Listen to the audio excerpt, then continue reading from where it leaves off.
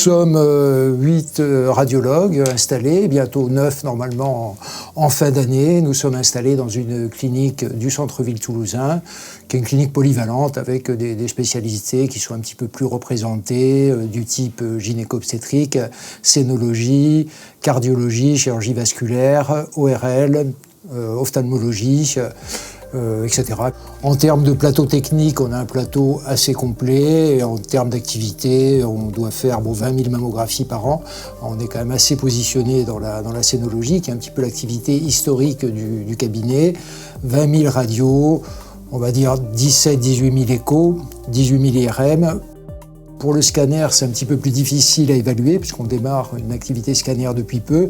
Auparavant, elle était externalisée, on le faisait à l'extérieur, mais on peut penser qu'à terme, on aura à peu près 15-20 000 examens.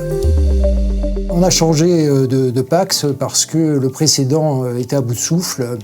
En fait, il était déjà un petit peu ancien, il datait, et puis il était insuffisant. Il n'était pas intégré du tout avec le RIS, donc on était obligé d'aller chercher les images dans le PACS avec le temps perdu, etc., etc.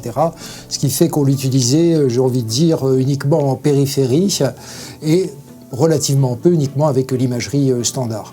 À partir de là, on a eu une réflexion, on s'est dit qu'est-ce qu'on fait? Est-ce qu'on prend la nouvelle version de l'éditeur?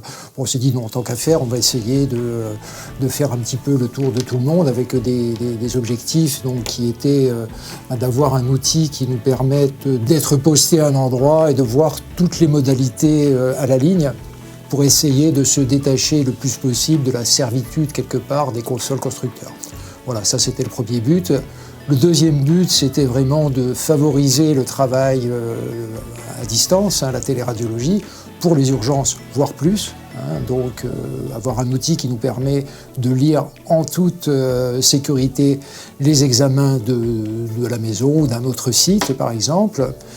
L'autre but également, on a toujours diffusé nos images avec des codes, mais c'était vraiment de diffuser des images de qualité à travers un viewer de qualité et à travers une plateforme qui permettait facilement d'envoyer les comptes rendus et les images aux correspondants de la clinique ou autre et aux patients.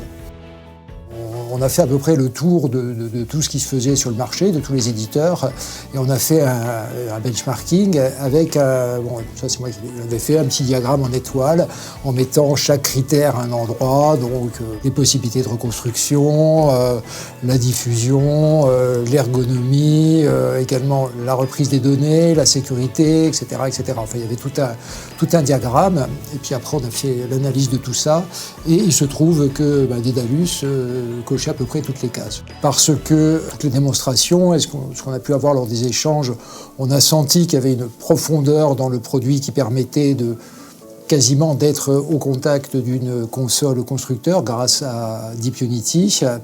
En plus, une facilité pour voir les antériorités qui nous a vraiment beaucoup interpellés parce qu'avant, on avait d'extrêmes difficultés, au contraire. Ensuite, le viewer qui est agréé CE, donc je crois que c'est le seul d'ailleurs. Je ne sais pas si aujourd'hui d'autres constructeurs le font. Et on a trouvé que c'était un vrai plus parce que ça permet d'interpréter en mobilité les examens et ça permet finalement aux correspondants qui veulent le faire de se mettre dans des situations d'interprétation et de pouvoir relire les examens. C'est en particulier la possibilité de remonter des sessions en RCP.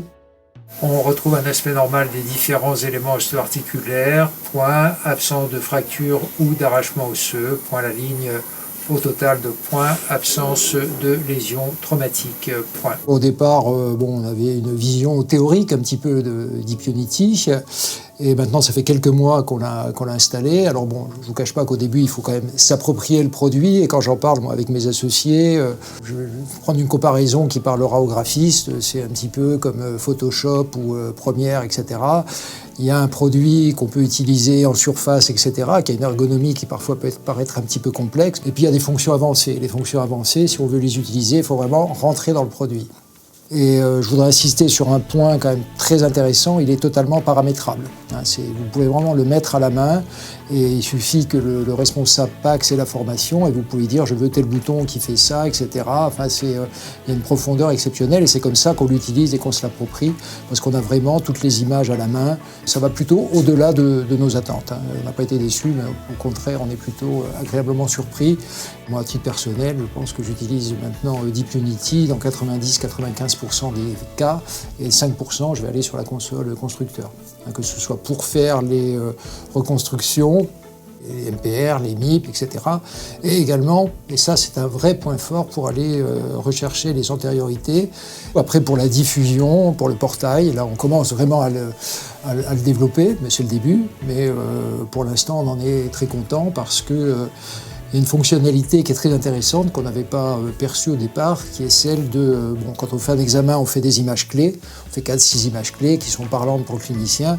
Donc la console permet de repasser en premier ces images clés devant toutes les séries, et le correspondant reçoit le compte-rendu, les images clés, et 9 fois sur 10, ça va lui suffire, il ne va pas aller plus loin.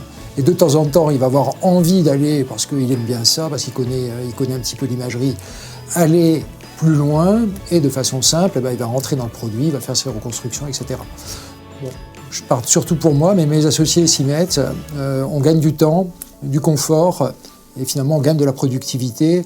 On enlève du temps passé pour installer les séries sur l'écran, etc., pour avoir plus de temps médical. Voilà, ça c'est quand même important.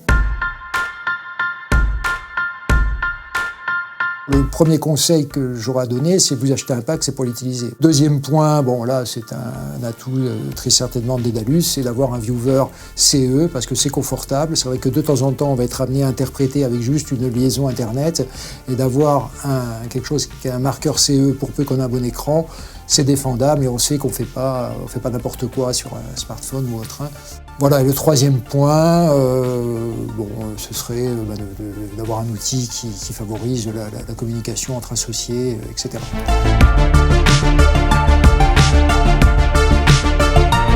Les grandes tendances, je vais les mettre un petit peu en perspective avec le PAX, puisqu'on parle du PAX. C'est clair que la tendance un peu lourde, c'est qu'on a une démographie qui ne va pas en s'améliorant pour 3 raisons. Il y a de moins en moins de radiologues sortants, il y a de plus en plus d'examens radiologiques à faire, il y a une demande de plus en plus forte. Et parmi les gens qui sortent, il y en a quand même aussi de plus en plus, il y en a en tout cas qui consacrent une bonne partie de leur activité, de leur temps, à de la radiologie interventionnelle. Ce qui fait que le temps de radiologie diagnostique est plutôt en diminution.